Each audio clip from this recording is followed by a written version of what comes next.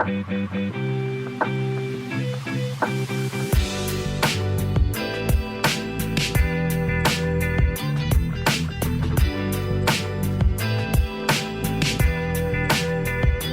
Viewers, welcome back to my channel. இந்த வீடியோவில் நம்ம என்ன பற்றி பார்க்க போகிறோம்னு பார்த்தீங்கன்னா, ஏர் இந்தியா பற்றின இன்ட்ரெஸ்டிங்கான ஃபேக்ட்ஸ் தாங்க பார்க்க போகிறோம். வாங்க வீடியோக்குள்ளே போகலாம். ஸோ ஏர் இந்தியாவோட ஃபவுண்டர் யாருன்னு பார்த்தீங்கன்னா ஜேஆர்டி டாட்டா அப்படிங்கிறவர் தாங்க. ஆக்சுவலி இந்த ஏர் இந்தியா வந்துட்டு டாட்டா ஏர்லைன்ஸ் அப்படின்னு தான் கூப்பிட்டு இருந்தாங்க, அதோட நேம் இருந்தது. இப்போ தான் ரீசெண்டாக தான் அது வந்துட்டு ஏர் இந்தியா நேம் சேஞ்ச் ஆச்சு. First flight of Air India வந்து எப்போ வந்து ஸ்கையை டச் பண்ணுச்சுன்னு பார்த்தீங்கன்னா அக்டோபர் 15, 1932 தாங்க. ஸோ அதுதான் வந்துட்டு ஜேஆர்டி டாட்டா அப்படிங்கிறவர் தான் வந்து கராச்சி டு பாம்பே வியா அகமதாபாத் வந்து அவர் ஃப்ளை பண்ணார்.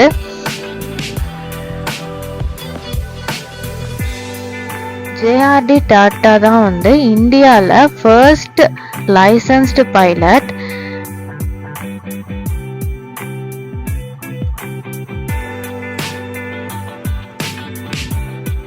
(1948) வந்துட்டு ஃபர்ஸ்ட் இன்டர்நேஷ்னல் ஃப்ளைட் வந்து அவங்க லான்ச் பண்ணாங்க.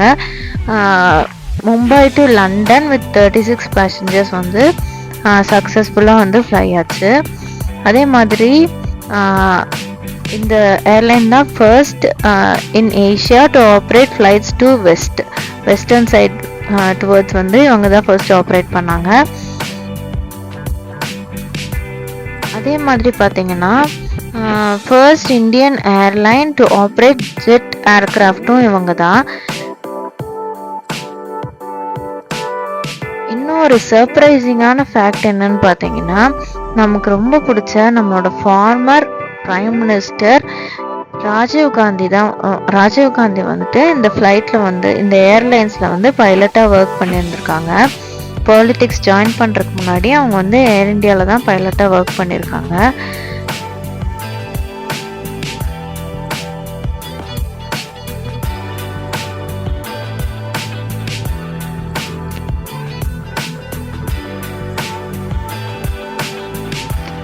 அதே மாதிரி அக்டோபர் 15, 2021 ஆரோஹி பண்டிட் அப்படிங்கிறவங்க தான் first women pilot to fly above Atlantic ocean and Pacific ocean. சோலோவாக வந்து அவங்க ஃப்ளை பண்ணியிருக்காங்க. India's first commercial flight from Gujarat to Mumbai வந்து அவங்க ஃப்ளை பண்ணியிருக்காங்க. 1971 ஃபர்ஸ்ட் போயிங் 747 அந்த ஃப்ளைட் பேர் வந்துட்டு எம்பரர் அசோகா அப்படின்னு சொல்லி அதை நேம் பண்ணியிருந்தாங்க. அது வந்து ரொம்ப லக்ஸூரியஸான ஏர் ட்ராவல் வந்து அவங்க ப்ரொவைட் பண்ணாங்க.